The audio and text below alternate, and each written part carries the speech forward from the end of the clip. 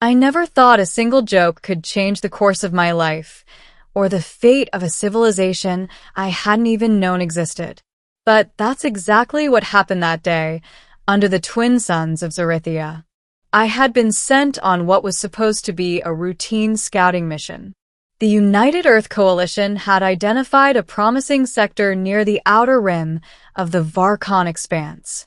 Reports hinted at intelligent life forms inhabiting a cluster of planets with atmospheric conditions compatible with human physiology. Naturally, curiosity and a paycheck that didn't require living under someone else's desk pulled me in. The spacecraft, Endeavour 7, hummed softly as I navigated the asteroid belt surrounding Zerythia. I'd been on countless missions before, but something about this one felt different. Perhaps it was the eerie calm that hung over the belt, or the faint, almost melodic signals that bounced off the asteroids. Signals that, at first, I assumed were natural, but deep down I suspected weren't. By the time I breached the atmosphere of Zerythia Prime, the landscape below was a surreal painting of turquoise forests and lavender deserts. I'd seen bizarre terrains before, but Zerythia felt alive in a way that was almost sentient. Every step my boots pressed into the soil seemed to ripple outward, disturbing invisible currents of energy. And then I saw her. She was standing at the edge of a lavender cliff, her silhouette backlit by the setting twin suns. At first, I assumed she was a local animal, though one of staggering size and elegance, but the moment she turned, I realized my mistake.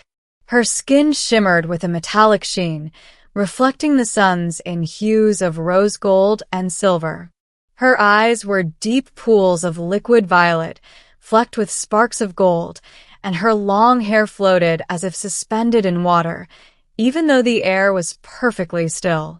She wasn't wearing clothes as we understood them. Instead, she seemed wrapped in a seamless, living membrane that pulsed with her heartbeat. I should have panicked. My protocol screamed at me to maintain radio contact, avoid interaction, and retreat to the Endeavour 7. But for reasons I couldn't explain, I stepped forward. "Hello," I said cautiously. She tilted her head, the motion graceful, almost unnervingly slow. Then, in perfect English, she spoke. "You are different." I blinked. Yeah. Humans usually are. My attempt at humor hung in the air like an awkward fog.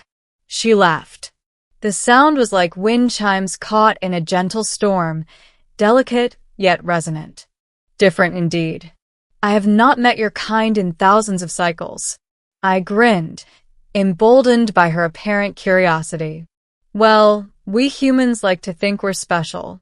Maybe a little too special sometimes." Her gaze sharpened. "Special, how?" I said, warming up to the absurdity of it all. "We tell jokes, even in the middle of dangerous situations. It's a survival mechanism, or maybe just a flaw." She studied me for a long moment. Then, unexpectedly, I joked. "For example, why don't aliens eat clowns?" "Because they taste funny." I half expected silence. Half expected her to consider me an idiot. Instead, her response left me speechless. She laughed, again, but this time it was different. Deep, musical, almost human. Then she tilted her head and said, in a tone that was equal parts amusement and awe, "You make humor from absurdity. That is remarkable." I chuckled nervously. "I guess it is special in a way." Her eyes glowed brighter, and she stepped closer, as if the twin suns themselves had blessed her with courage. "You do not know it yet, but your kind possesses something we have lost. Something we seek." I frowned. "Seek? What do you mean?" "I mean," she said, her voice dropping to a whisper, "the spark. The unpredictable, the illogical, the human. It can change worlds. And you carry it."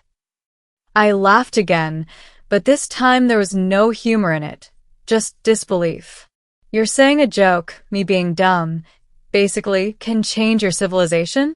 She nodded solemnly. Yes. One joke can illuminate. One response can awaken. One human can remind us of what we have forgotten. The words hit me like a meteor. I had no idea what to say, so I did the only thing I could. I shrugged. I guess I'm glad I didn't die trying to be funny then. She smiled, and the gesture felt like a benediction. Come. I must show you something. I followed her across the cliff, down into a valley that shimmered with bioluminescent flora. Streams of liquid light coursed through the ground like veins, pulsating in rhythm with some invisible heartbeat. As we walked, she explained, "We are the Elorians," she said. "Our civilization thrived on logic, on precision, on perfection. But in doing so, we lost the spark, the ability to dream without reason, to create without expectation, to laugh without purpose. You remind us of that spark." I swallowed hard. "So, my stupid joke reminded your people how to what dream?"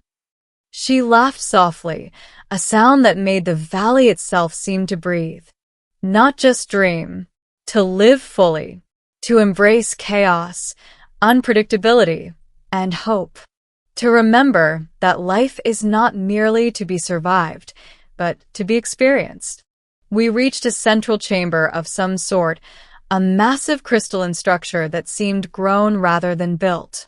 Inside, projections of Elorian history shimmered on the walls. Wars fought with precision, achievements calculated to perfection, but devoid of joy, spontaneity, or imagination. "And this," she said, gesturing broadly, "is what we became without the spark. Efficient, yes. Powerful, yes. But hollow. We tried to replicate your kind, to simulate what we could not understand. But imitation is not creation. Laughter is not programmable. You carry something innate." I felt small, standing there, suddenly aware of how insignificant I was, and yet how important. A joke. One joke. That was all it had taken. She looked at me with something that felt like reverence. "You are not a hero. You are not a savior. You are human. And that alone is extraordinary." We spent hours walking through the chamber, and she introduced me to the Elorian Council, ancient beings with eyes that seemed to hold entire galaxies. They observed me silently, and I realized they had been waiting, perhaps for centuries, for a single human. Not a warrior, not a diplomat, just someone who could laugh. The council asked me questions about Earth, about humanity, about humor and unpredictability. Each answer, each small story, seemed to light something in their eyes. By the end of the day, I understood the gravity of my presence. The Elorians had reached a pinnacle of technological and societal perfection, but perfection without chaos is static. Without the spark, their civilization had begun to decay from within. And now, because I had made one joke, one ill-considered attempt at humor, they had a chance to rediscover vitality. By the time I returned to my spacecraft, the twin suns had set. The lavender desert glowed faintly under the light of bioluminescent fungi, casting long shadows across the valley. She walked me to the edge of the cliff. "Remember," she said, placing a hand against mine, "never underestimate what your kind can do.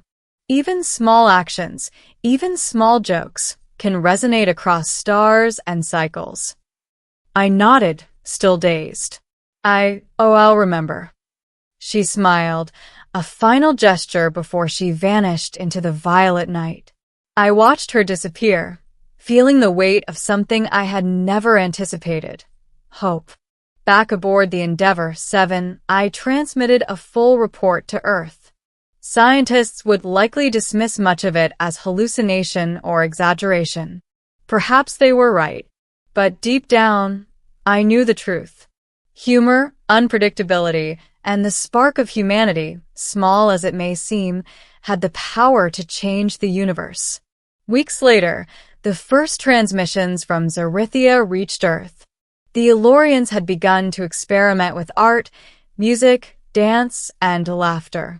Where there had been sterile cities and emotionless logic, there were now festivals, debates filled with humor, and inventions fueled not by efficiency, but by curiosity.